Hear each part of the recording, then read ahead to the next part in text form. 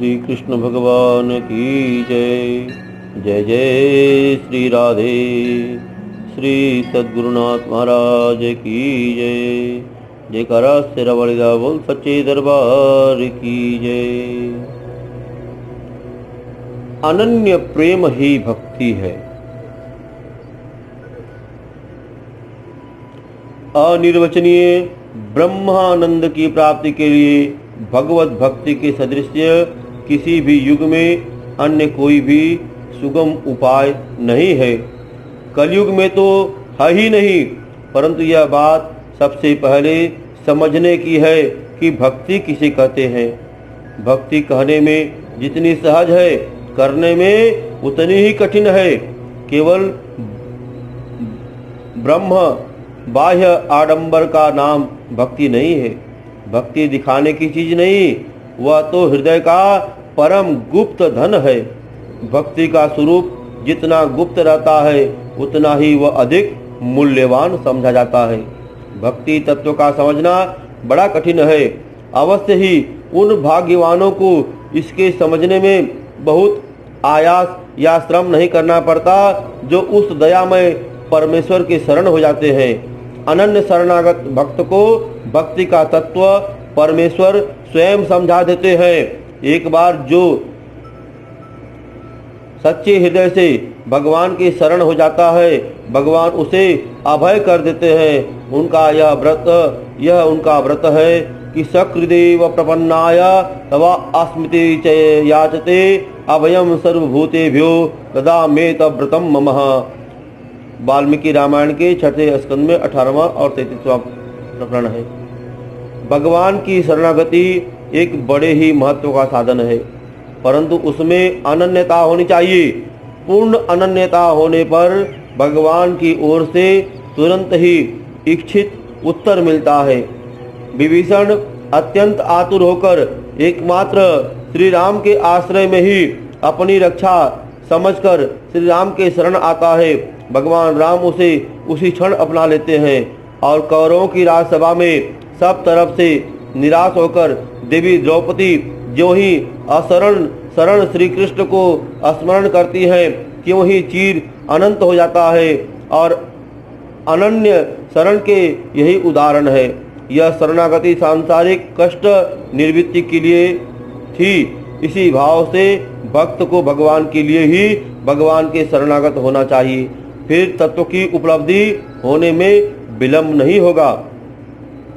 यद्यपि इस प्रकार भक्ति का परम तत्व भगवान के शरण होने से ही जाना जा सकता है, तथापि शास्त्र और संत महात्माओं की उक्तियों के आधार पर अपना अधिकार न समझते हुए भी अपने चित्त की प्रसन्नता के लिए मैं जो कुछ लिख रहा हूँ, जो कुछ कह रहा हूँ, उसके लिए भक्तजन मुझे क्षमा करें। परमात्मा में परम अनन्य विशुद्ध प्रेम का होना ही भक्ति कहलाता है। जिस प्रकार श्रीमद् भगवद गीता में अनेक जगह इसका विवेचन है, जैसे मयि चानन्य योगेन भक्तिरभ्य विचारिणी माँ त्वम योभ्य विचारेण भक्ति योगेन सेवती। प्रथम श्लोक जो है 13वें अध्याय में 10वां है, और दूसरा श्लोक जो है 14वें अध्याय में 26वां है आदि। इसी प्रकार का भाव नारद और सांडिल्य सूत्रों में पाया जाता है। अनन्य प्रेम का साधारण स्वरूप यह है कि एक भगवान के सिवा अन्य किसी में किसी समय भी आसक्ति न हो। प्रेम की मग्नता में भगवान के सिवा अन्य किसी का ज्ञान ही नहीं रहे। जहाँ जहाँ मन जाए वहीं भगवान दृष्टिगोचर हो। यो होते होते अभ्यास बढ़ जाने पर अपने आप की विस्मृति होकर केवल एक भगवान ही रह जाए, यही विशुद्ध अनन्य प्रेम है। परमेश्वर में प्रेम करने का हेतु केवल परमेश्वर या उनका प्रेम ही है। प्रेम के लिए ही प्रेम किया जाए, अन्य कोई हेतु न रहे। मान, बड़ाई, प्रतिष्ठा और इस लोक तथा परलोक में किसी भी पदार्थ की इच्छा की गंध भी साधक के मन में न रहे। त्रैलोक के राज्य के लिए भी उसका मन कभी न ललचाए। स्वयं भगवान प्रसन्न होकर भोग्य पदार्थ जो है प्रदान करने के लिए आग्रह करें, तब भी न ले। इस बात के लिए यदि भगवान रूठ जाएं तो भी परवाह न करें। अपने स्वार्थ की बात सुनते ही उसे अतिशय वैराग्य और उपरमता हो। भगवान की ओर से विषयों का प्रलोभन मिलने पर मन में पश्चाताप होकर यह भाव उदय हो कि अवश्य ही मेरे प्रेम में कोई दोष है। मेरे मन में सच्चा विशुद्ध भाव होता और इन स्वार्थ की बातों को सुनकर यथार्थ में मुझे क्लेश होता तो भगवान इनके लिए मुझे कभी न ललचाते। विनय, अनुरोध और भय दिखलाने पर भी परमात्मा की प्रेम के सिवा किसी भी हालत में दूसरी वस्तु का स्वीकार न करें। अपने प्रेम हट पर अचल रहे। वह यही समझता रहे कि भगवान जब तक मुझे नाना प्रकार के विषयों का प्रलोभन देकर ललचा रहे हैं और मेरी परीक्षा ले रहे हैं, तब तक मुझ में अवश्य ही विषयासक्ति है। सच्चा प्रेम होता तो एक अपने प्रेम आस्पद को छोड़कर दूसरी बात भी मैं न सुन सकता। विषयों को देख सुन और सहन कर रहा हूँ, इससे यह सिद्ध है कि मैं सच्चे प्रेम का अधिकारी नहीं हूँ। तभी तो भगवान मुझे लोभ दिखा रहे हैं। उत्तम तो यह था कि मैं विषयों की चर्चा सुनते ही मूर्छित होकर गिर पड़ता। ऐसी अवस्था नहीं होती। इसलिए निसंदेह मेरे हृदय में कहीं न कहीं विषय वासना छिपी हुई है। यह है विशुद्ध प्रेम के ऊंचे साधन का स्वरूप। ऐसा विशुद्ध प्रेम होने पर जो आनंद होता है उसकी महिमा अकथनीय है। ऐसे प्रेम का वास्तविक महत्व कोई परमात्मा का अनन्य प्रेमी ही जानता है।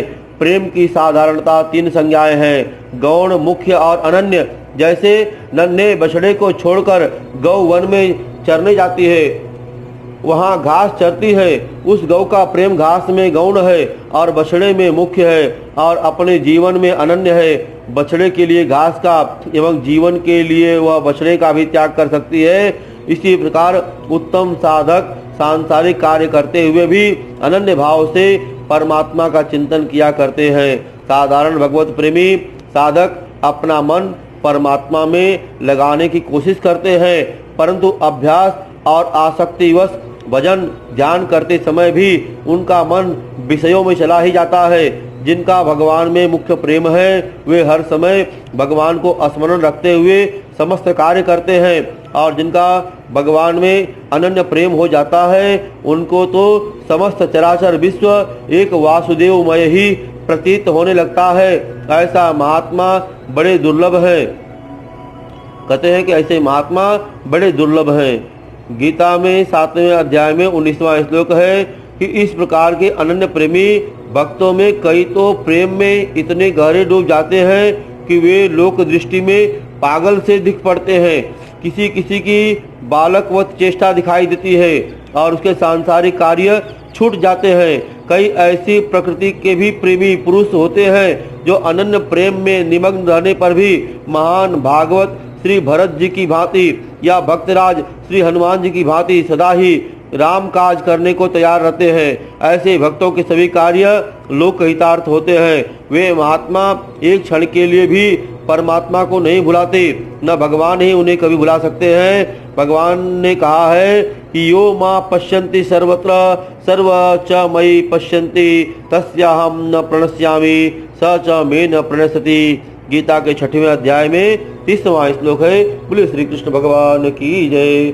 श्री कृष्ण ही अनन्य प्रेम की भक्ति है और भगवान में ही जो डूब जाए, भगवान ही नित्य उसको सब जगह प्रत्यक्ष रूप से दिखाई दे। जिस प्रकार प्रहलाद के मन में जो भक्ति थी और नवधा भक्ति मिली थी सबरी माता को, ठीक वैसी ही भक्ति हम सभी को प्राप्त हो, आप सभी को प्राप्त हो और नित्य प्रतिदिन हम अपने साधन में लगे रहकर ऐसी भक्ति को प्राप्त करने की चेष्टा करते रहें। यही परम आवश्यक और अनन्य प्रेम की भक्ति की निशानी है और यही भगवत प्राप्ति का एक मार्ग उपाय है। बोलिए श्री कृष्ण भगवान की जय।